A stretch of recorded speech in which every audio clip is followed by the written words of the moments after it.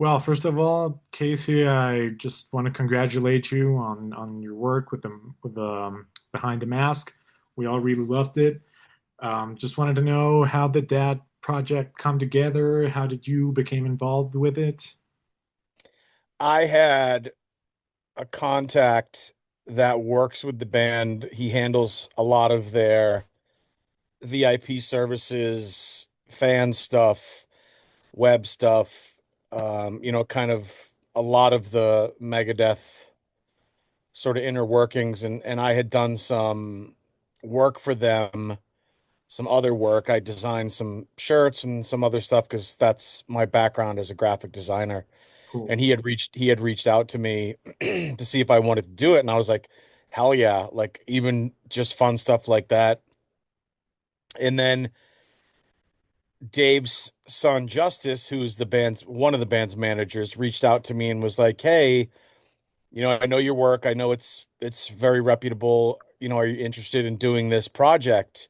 And it's kind of funny how it ended up being the way that it is, because I don't think it was supposed to be that exactly, because there was a lot of miscommunication between me and management at the beginning of how this all kind of went down. I think that they were expecting just like, because they had sent me some other examples of other bands that had done it. Like, I think it was like Metallica, the Chili Peppers, and these were just basically album promo things.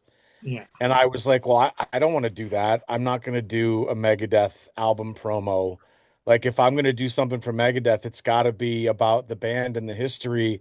And I'm happy to mix in some of the album stuff, but I think fans, you have to remember, like, this thing has been incredibly successful. The numbers came back, like, especially in Mexico and the US. Like, I think it probably exceeded everybody's expectations. But I knew that Megadeth is a band who sort of is underserved. There's a lot of bands out there who have tons of content, whether it's Metallica or the Rolling Stones. And then there's other bands like Aerosmith and Megadeth who don't really have anything. So I knew that if we did something that was more for the fans, that there would be a really good response. Awesome. So, yeah, this ended up being like this both the career spanning interview slash documentary, and Yeah. the listening session with the whole album, track by track. Was it Yep. challenging to balance that, both things? How did you approach that? It was challenging because when they first came to me, they were like, "Hey, we want to do this cinema event." And I was like, "Okay, great. Here's my idea. I'm going to sit down with Dave and I'm just going to ask him these specific questions and try to tell the story of Megadeth." And then he and I did a Zoom, and he was like, "I'll be honest with you." He's like, "I'm not sure I want to do this because everybody asks me the same fucking five questions all the time about Metallica, about this, about that." And I said, "Well, I said, I think everybody knows that stuff. I said, I think I would rather talk to you about some of the things that interest me. I said, I think that you're a terribly underrated songwriter. I said, I don't think you get enough credit for the songs that you've written." And he just kind of got quiet and he was like, "All right, we can totally do this." And I was like, I wasn't trying to kiss his ass or whatever, but I think that there's a lot about Dave that people don't know. And the difficulty, to answer your question, was my idea was to do something much broader. So as I started shooting it, and literally, we're on set and we're shooting and we're editing, and then someone from the label came over and they were like, "You need to talk about the record." And I was like, "What do you mean the record?" They were like, "Well, this is like an event about the record." So I had to sort of like figure out a way to talk about the new record, talk about the process of the new record, but also intertwine that with Dave talking about the entirety of the band. And I think it works. Absolutely, it does work great. In fact, one of the strongest points, in my opinion, is I think how unscripted the whole interview is. Like he would start talking about one thing and ended up talking about a whole different thing. But everything he said was just amazing. Um, He was great. He was great. I mean, he was willing to talk about anything and everything. And I obviously, I didn't want to get into the David Ellefson stuff. I think that that's probably a little too personal, and I don't think that that's that sort of, you know, sort of duplicitous or juicy journalism. I just don't give a shit about that kind of stuff. I think what he did was really horrible, and I think he probably deserves to never play with the band again, and we'll just leave it at that. But I didn't even want to bring that up to Dave because it's so stupid, you know. Absolutely, absolutely. Now going back to the movie in itself, it was just such a huge hit all over here in Latin America. Um, hearing, Well, here's the thing. I don't think a lot of people understand. Like, both of my sons are metal musicians. And I'm like, man, you guys could make a career just like going down to tour Latin America because the fans down there are just so much more passionate, so much more into rock and roll. And same with Japan. Like, it's just the music attitude in the United States just sucks. So I interrupted you. I'm sorry. no, that's totally fine. It's just on that track. How did you feel that reception of this movie with the Megadeth fans, especially here in Latin America? Well, I've been down to Latin America. People, it's funny. I've traveled all around the world many times, and people always ask me, "What's your favorite city? What's your favorite, what?" And I always say, I think people really, especially people in the States, they say, "Oh, oh, I would never go there. It's dangerous," or "I would never go there. It's dirty." Like, I don't think people understand the beauty that's in South America, whether it's like Mexico City or Buenos Aires or, God, I've been everywhere. I've been to Ecuador, I've been to Colombia, Venezuela, Chile, and like the fans are the most passionate, I think, around the world, probably on par with Japan and maybe India. And it's just such a lovely place to go. And when you do shows down there, the people seem to enjoy the music more. So I'm glad that the reception was so well. You know what I mean? Absolutely, and I really appreciate that. Yeah. One of the things that hit me personally hardest during the showing was that last song, last note. Um, that especially that part with the video, the lyrics. I came, I ruled, now I disappear. Um, did that happen to you as well? Like it hit you? This is the last Megadeth record at any time Um, the making. yeah, I mean, it's interesting because so many artists, whether it's Motley Crue or Kiss or whoever, they say that they're done or they're not going to do anything anymore. But I think Dave has done such a great job sort of orchestrating. I mean, talk about such a great bookend to end with the last note and also ride the lightning. Like, what a dramatic way to do it. I think that he did such a great job. Um, and I think that just goes to show, like, one of the reasons I felt like I knew this movie would do well is because the Megadeth fans are so passionate about the band. I don't think if I had made a Red Hot Chili Peppers film, it would have done as well because the Red Hot Chili Peppers are much more of a homogenized sort of brand that people just hear on the radio or in movies or whatever. But Megadeth is a band that people love so much they are willing to. Megadeth is almost like horror movies. A lot of metal is like horror movies, whether it's you know, Testament or Anthrax or Sepultura or Slayer. People will show up for those bands.